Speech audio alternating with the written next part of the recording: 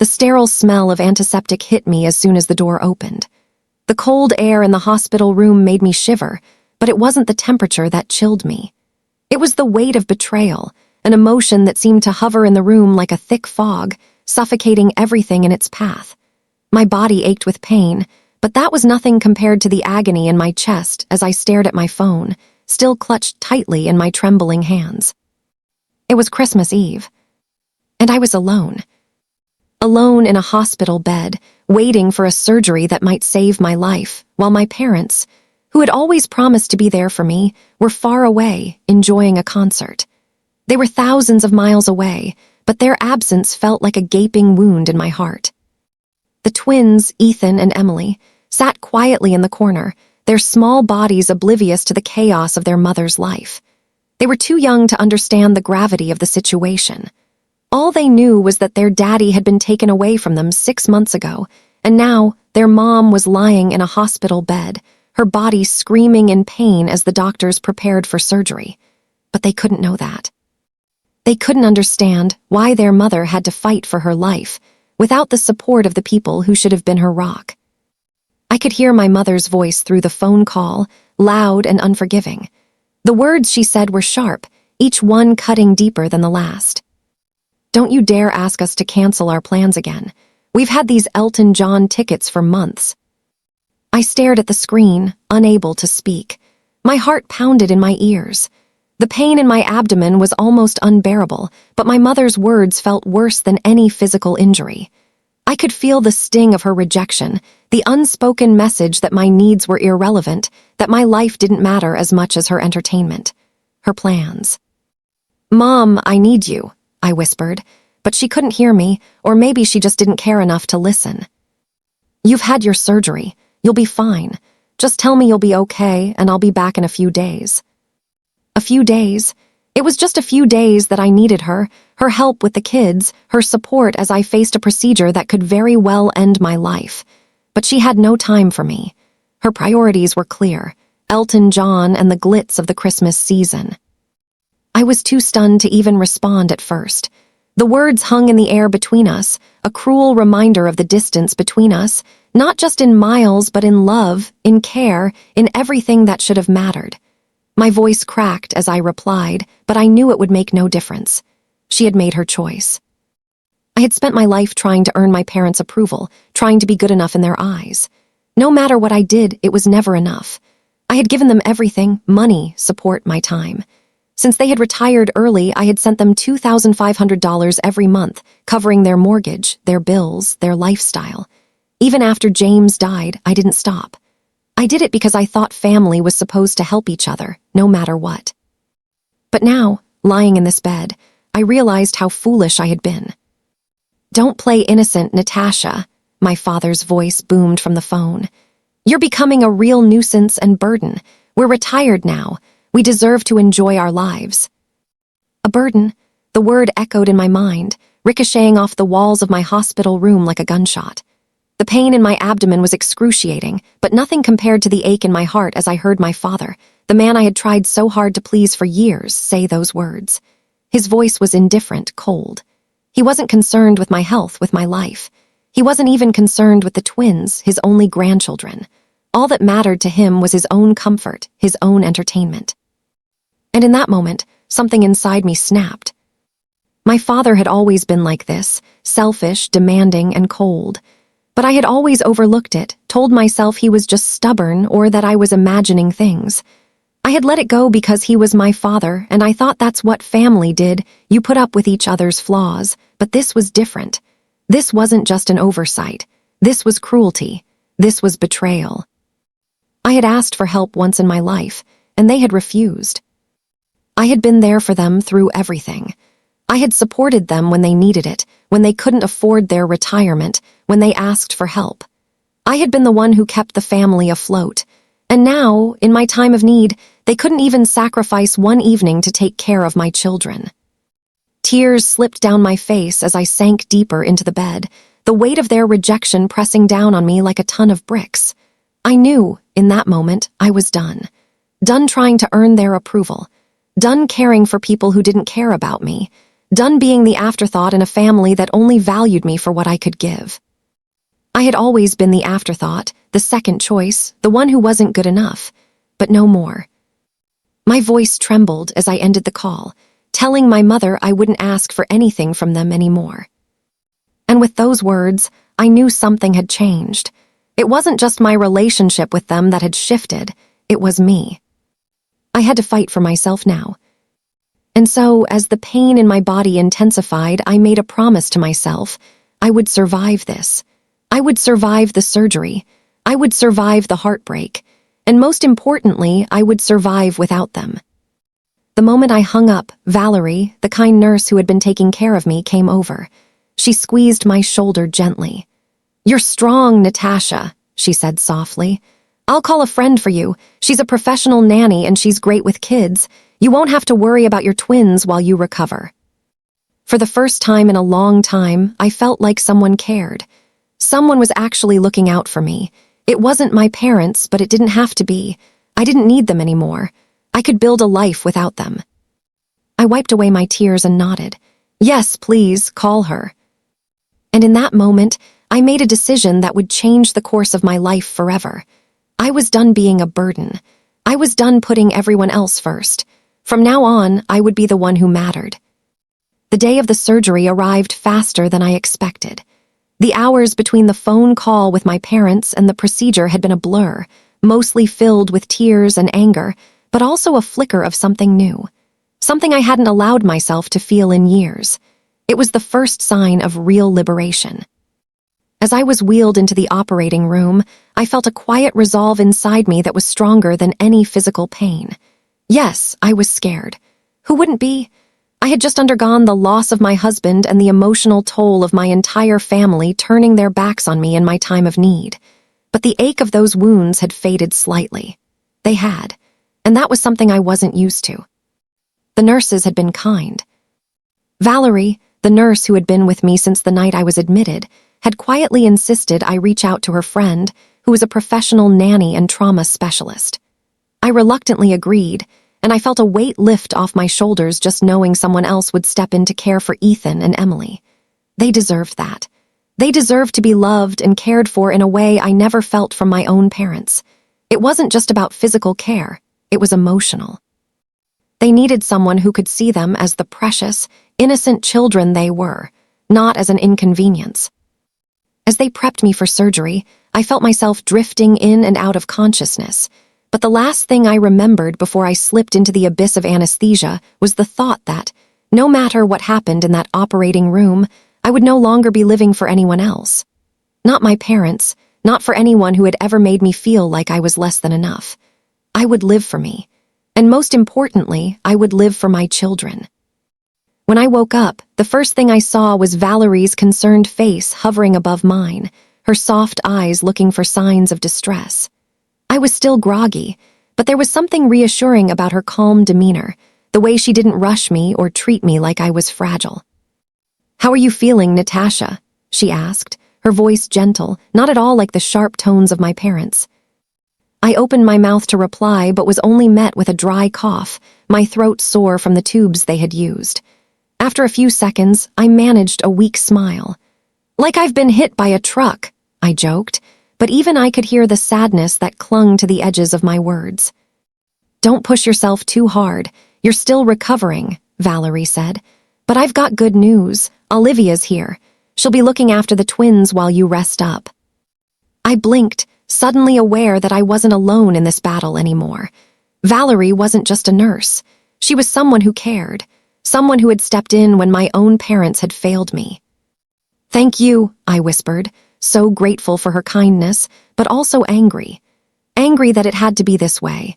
Angry that my own parents couldn't take a day off from their selfish plans to care for their own flesh and blood. As I lay there, my body healing and the exhaustion seeping deep into my bones, I began to think about my next steps. It was clear that I couldn't rely on my parents any longer, but what would that mean for me? For Ethan and Emily? I had been supporting my parents for the past 3 years, ever since they'd decided to retire early and live a life of leisure without thinking about how they'd sustain it. And in the months after James's death, I had continued sending them money out of a sense of duty. They had always been the ones who taught me about family responsibility, about how we had to take care of each other. But where had that gotten me? Nowhere but a hospital bed, alone and abandoned. I could still hear my father's voice, his words searing through my memory. "You're becoming a real nuisance and burden, Natasha. We're retired now. We deserve to enjoy our lives without your constant problems." His words had cut deeper than the knife in my abdomen. And now, laying here in the sterile hospital room, I knew what I had to do. I had to cut ties. I had to put my foot down and stop enabling their selfishness. I wasn't their ATM, and I wasn't their emotional punching bag anymore. I was a mother, and I would do whatever it took to make sure my children never grew up believing that family could treat you like an afterthought. I hadn't told Valerie about my decision yet, but I was already mentally preparing myself for the next step. When I got out of this hospital, when I was strong enough, I was going to take charge of my life. I would stop sending money to my parents. I would stop feeling guilty for not putting their needs above my own. It was time to build a life that didn't include them. A few days later, I was recovering at home, lying in my bed, weak but determined. Valerie had gone above and beyond to help with the twins. She was like a miracle worker, and I couldn't thank her enough for stepping in when I had no one else. My phone buzzed, and I glanced at the screen. It was a message from my mother. "We've been trying to reach you. What's going on? Why haven't you responded? Your father and I are so worried. We don't know how we're going to manage without your help." I stared at the text for a long moment, wondering if I should even reply. But then, something inside me snapped. They didn't get to do this to me anymore. I wasn't going to apologize. I wasn't going to make excuses. I was done being manipulated. I picked up my phone and typed the message I had been holding in for years. "I will no longer be providing financial support. My children and I deserve better than being your afterthoughts. Don't contact me again." And as soon as I hit send, I felt a strange sense of peace wash over me. For the first time in my life, I wasn't trying to earn their love or approval. I was standing up for myself. And that was something they would never understand. The message I sent to my parents wasn't easy to write. It felt like something inside me had cracked open, something I had held onto for far too long. But as the words left my fingertips, the overwhelming weight of years of emotional neglect began to lift. In that moment, I realized just how much of my life had been spent trying to please people who never really saw me, never really saw us, my children and me. I had spent so many years ignoring my own needs, prioritizing the demands and desires of others. My parents' constant expectations, their manipulations, their demands for money had clouded my judgment. But now, in my fragile state, I finally understood what it meant to put myself and my children first. It wasn't just about money or material things. It was about dignity. It was about respect. It was about living a life that wasn't dictated by guilt. I had no idea how my parents would react to my message, but I wasn't prepared for how quickly things would escalate. The emotional roller coaster had only just begun. For days, I waited. My phone buzzed with messages and calls, but I didn't pick up. I was still recovering from the surgery, still nursing my emotional wounds. The last thing I needed was to hear my parents' voices, trying to guilt me back into their grasp. The first few days after I sent the message were eerily quiet. Then came the storm. One evening, as I was sitting with Ethan and Emily, who were happily playing with their toys on the floor, my phone rang. It was my mother. I didn't answer it. I couldn't. But the calls didn't stop. One after another, my phone lit up with notifications. It was like my parents were trying to break down the walls I had so carefully built around myself. Every missed call and every new text filled me with a combination of anger and guilt. But I resisted the temptation to respond. I was doing this for me. I had to remind myself of that. Then came the voicemail. I played it on speaker, the words cold and familiar. "Natasha," my father's voice said, his tone demanding, "we've tried calling you over and over. You can't just cut us off like this. You've always said you'd help us when we needed it. What's going on? We need you. Please call us back." The tone of his voice, the same one I had heard for years, demanding, entitled, sent a shiver down my spine. But I didn't flinch. I didn't cave. Later that evening, another message came through from my mother, a text this time. "You've broken our hearts, Natasha. We never thought you'd turn your back on us like this. We've done so much for you over the years. I'm your mother. How could you treat me like this?" Her words, once again, were a mixture of guilt and manipulation, trying to twist the situation to make it look like I was the one in the wrong. The audacity of it all was breathtaking. I felt the familiar tug of guilt, the same guilt that had kept me tied to them for all these years. But this time, it wasn't enough. I couldn't go back. I wouldn't. Not after everything they had done. Instead of giving in to their demands, I decided to take a stand. I hired Olivia, the professional nanny Valerie had introduced me to help with the twins during my recovery. She was a godsend, not only for the children but for me as well. She provided the kind of support I had always needed, someone who actually cared. She was there for my children when their own grandparents couldn't be. It was bittersweet, but I felt a sense of peace knowing that, despite everything, my children were in good hands. And as for me, I wasn't going to just sit back and let my life be dictated by my parents' expectations any longer. I started making decisions that were in my own best interest, things I had always wanted to do but had put off for years. I began to explore my creative side, focusing on my graphic design work more seriously.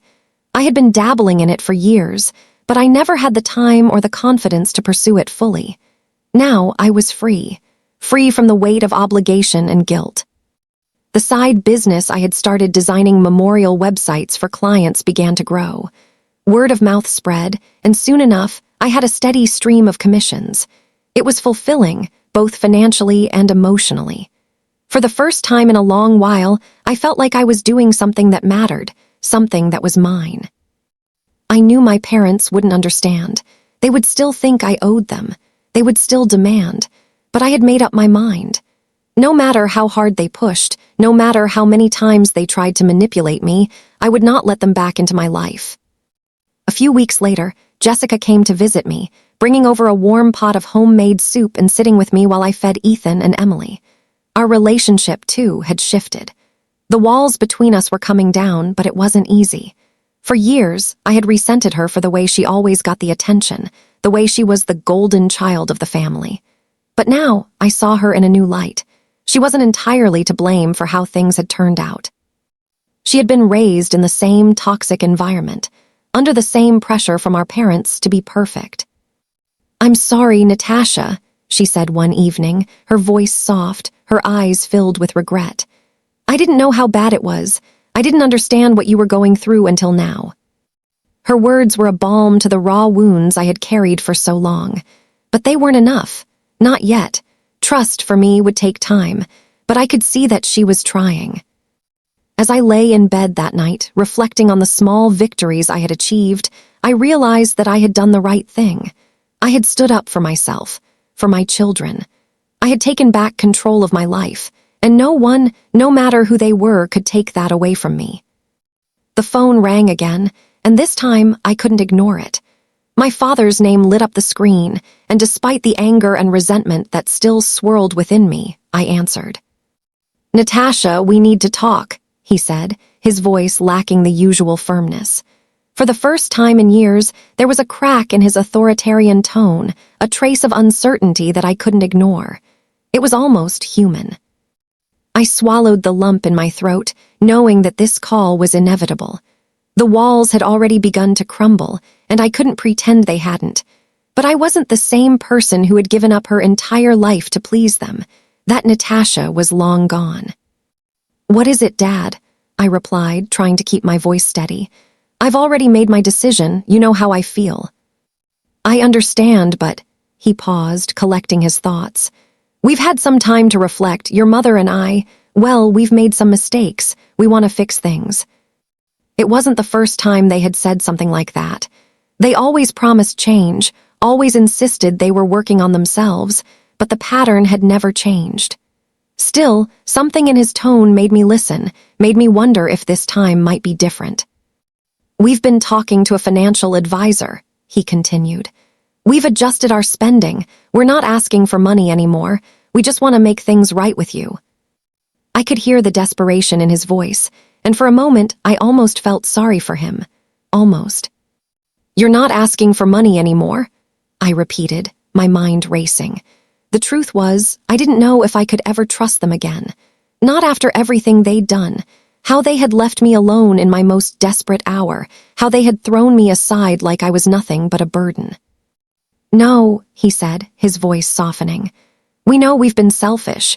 We want to be there for you and the twins if you'll let us." I hesitated. The memories of how they had treated me over the years, how they had refused to help with the twins, how they had turned their backs on me during my surgery, were still fresh. But the one thing I had learned over the past few months was how to set boundaries. I wasn't going to let them back in without proof of real change. "I don't know," I said quietly, looking at my children playing in the living room. "You've hurt me and you've hurt my children. I can't just forget that." There was a long silence on the other end of the line.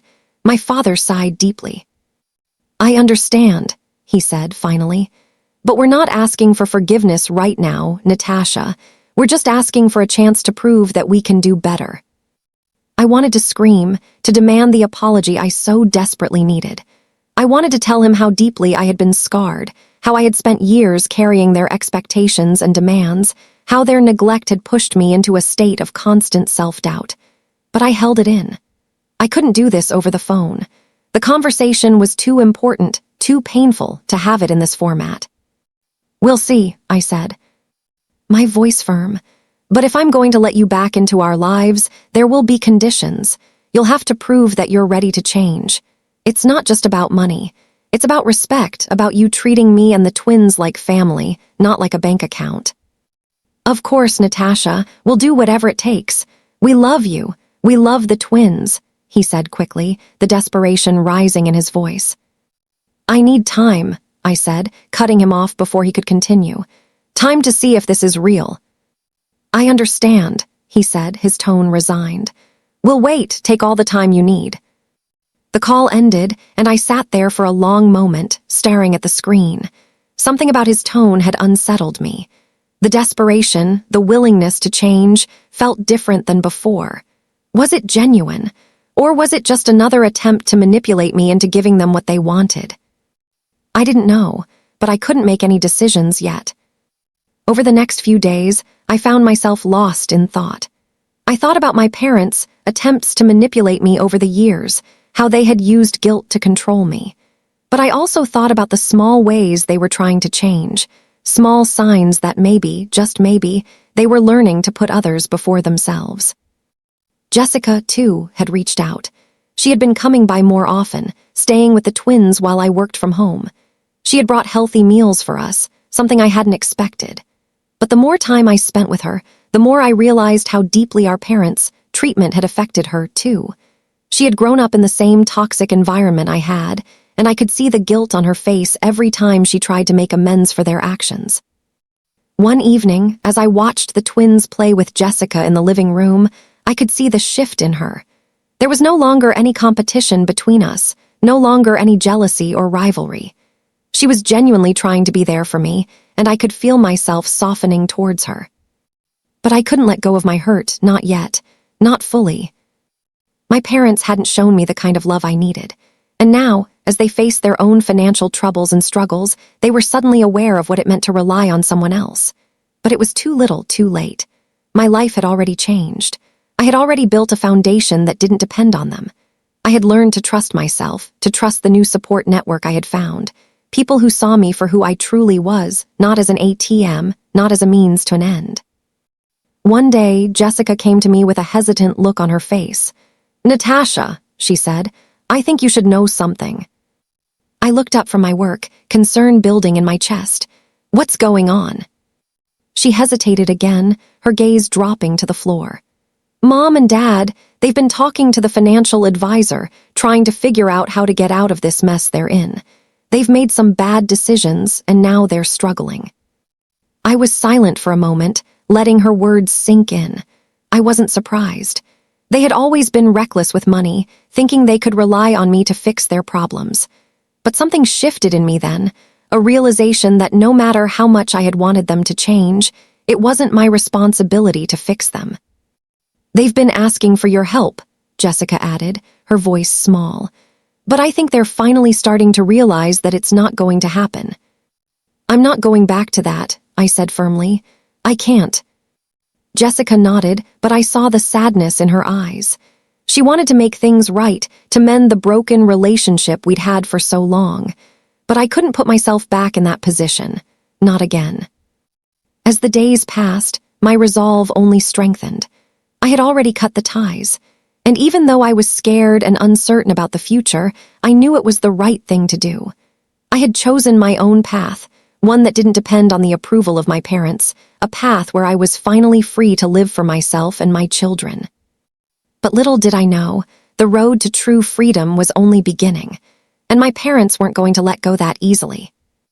The quiet of my apartment was a constant reminder of the tumultuous storm I had weathered. My twins, once so dependent on my parents, had begun to adjust to the new rhythm of life, one without the looming presence of their grandparents. They no longer asked about them as they once had. The sting of their abandonment was still fresh, but I'd built a strong foundation for them to stand on, without the need for approval from those who had always viewed us as burdens. As the days passed, I felt a mix of emotions swirling within me: vindication, confusion, and an ever-growing sense of empowerment. I had cut the financial ties to my parents, but the emotional ones were harder to sever. The guilt that had been drilled into me for years continued to gnaw at my insides, but with each passing day, the sense of clarity became stronger. I was no longer the desperate daughter seeking validation. I was a mother fiercely protecting her children. One evening, a few weeks after my decision to break away, I received a message from my sister, Jessica. She had become my only point of contact with the family. Despite everything, I had found myself missing her more than I had expected. We had always been close, though her ties to our parents were more complicated than mine.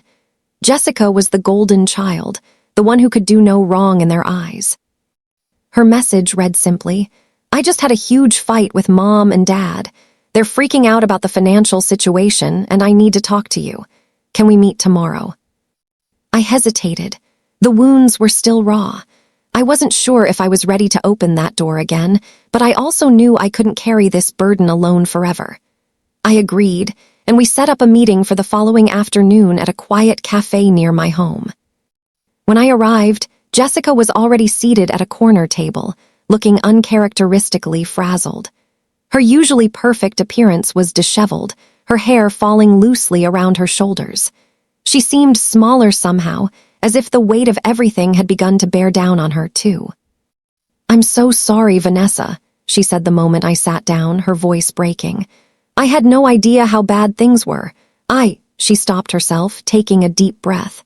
"I should have been there for you, especially with everything you've been through, but I didn't understand how deep it all went. How could I have not seen it?" I could feel the sincerity in her voice, but the hurt I had carried for so long made me cautious. "Jessica, you didn't see it because you didn't want to see it," I said softly, the years of feeling like the invisible daughter bubbling to the surface.